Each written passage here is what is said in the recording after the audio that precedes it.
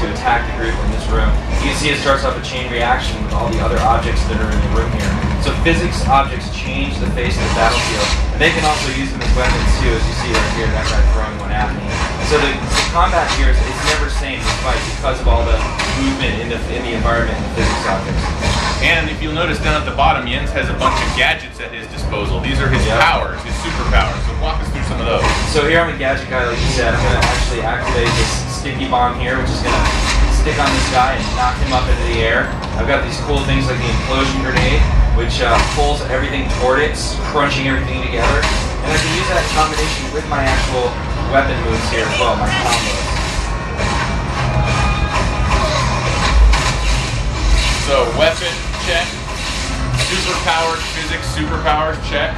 But there's a third part of all of this that goes together, and that's your movement mode. You can fly like Superman, run up and over anything like a super speedster, aka the Flash, or you can be an acrobat like Jens is here, climb up and over anything gracefully, slide down, move around, glide, and sneak on your enemies. And movement is a lot more than just going from point A to point B. It's a weapon in and of itself. So check this out. I've got a group of Harley's goons down here. I'm going to jump down and use my acrobatic ground slam. I'm going to follow that up with a really cool zip line move there. I'm just going to pull the guy toward me. If it gets too heated for me in here, I can just use my acrobatics to roll out of the way of all their attacks. It's also positional. Not only do I have superpowers based on my movement mode, but I can just climb up here like that and use my powers from a point of advantage and then jump back down and start using my attacks again. So using movement, weapon, and superpowers, I have a huge array of tactics at my disposal. Each one gives you options in combat, and each one changes the tactical nature of the fight. Alright, so put these guys down. I'm also a stealther, because this is gadget's like a Batman style superpower. So I'm going to sneak up on these dimwitted characters right here. Harley's got a couple bodyguards here, righty and lefty. Why don't you get the drop on them? Alright, so physics isn't just part of the environment, it's also part of our superpowers. So as you can see right here, I'm going to use my gadget with the force field to encase that guy, and he's going to go rolling out of the picture. Now I can just deal with his buddy here. And these guys are a little tougher. You can see he has a charge attack, which he then takes recovery afterwards. So if I were to block that I would actually be able to get in here and take advantage of his stunned state. Well, looks like he's back. I'm going to encase this guy now, stop his charge, and then I'm going to play a little dodgeball. Nice. In the face. So you can actually use other characters as weapons because of the physics-based gameplay. And remember, you're going to have to, especially with these harder mini-bosses, use all of your skills together. This isn't just stand and attack. You're going to actually have to watch what they're doing and react with your own chosen skills. Alright, let's go find Harley and save Boy Wonder. I could show you the formula, but then I'd have to kill ya. Well, actually, I'm gonna kill you anyway, but you get the idea. So each of these episodes culminates in a boss fight against the characters that are involved in the story. In this case, Harley Quinn. She's this psycho kind of killer clown character, just like Joker. You can see her little goofy boxing glove hammer attack there. And our boss fights are really more like console action game boss fights. They have a lot of phases and sequences. You can see here she gets a crazy look in her eye. She starts spinning around with her hammer.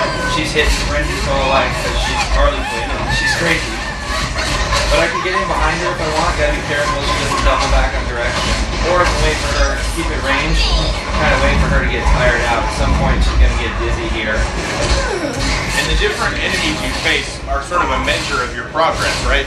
Here you're fighting Harley Quinn. She's a sidekick for Joker. So this is more like a Robin level experience. As you continue to level up and grow in power, you'll face greater and greater challenges, moving more to Nightwing and then finally to a Batman equivalent, where you actually become the next Legend because you're as famous, you're as powerful as these characters are, and now you're standing toe to toe with them. Watch out.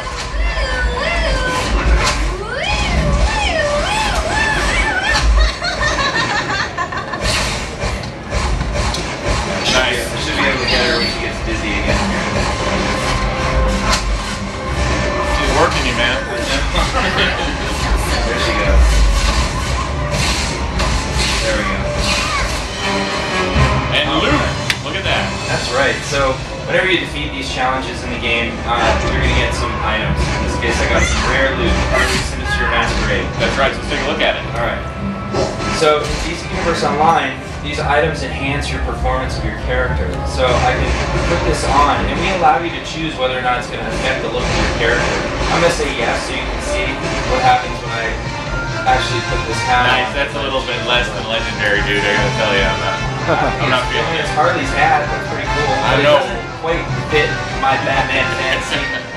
So I want the stats though, because it's a really rare item and really good. I'm going to go into my appearance tab here. Anytime I find an item in the game that I can equip, it becomes part of my appearance collection. So you can see here I have a whole bunch of options that I can put on my character to change his look. I'm going to go back to the Wing Tech visor that I have because I think it's really cool. And now I still have this item on, I'm getting the stats, but I look like how I want my character. So character customization never ends in DC Universe Online. Everything you earn, everything you get, you can add to your collection. So over time, you're going to have literally hundreds and hundreds of different looks to choose from.